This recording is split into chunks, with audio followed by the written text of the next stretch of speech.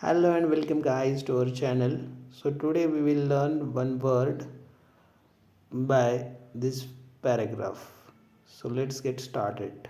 Abhishek Sharma has been India's batting mainstay with 309 runs in 6 matches. The next highest scorer is Tilak Verma with 144 runs, highlighting the team's dependence on Abhishek. तर या ठिकाणी मेनस्टे हा नवीन शब्द आलेला आहे. मेनस्टे म्हणजे काय, तर आधारस्तंभ.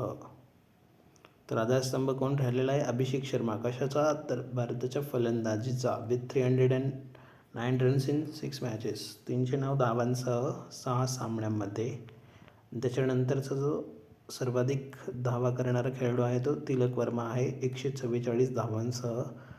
म्हणजे या दोघांच्या धावामध्ये खूप फरक आहे. म्हणजे 144 हे 309च्या निम्म्या देखील नाही आहेत.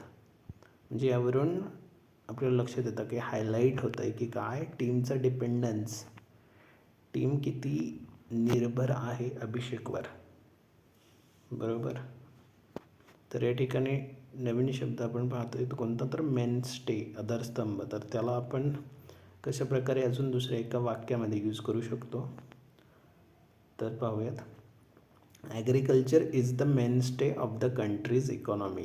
शेती हा देशाच्या अर्थव्यवस्थेचा मुख्य आधारस्तंभ आहे. ओके.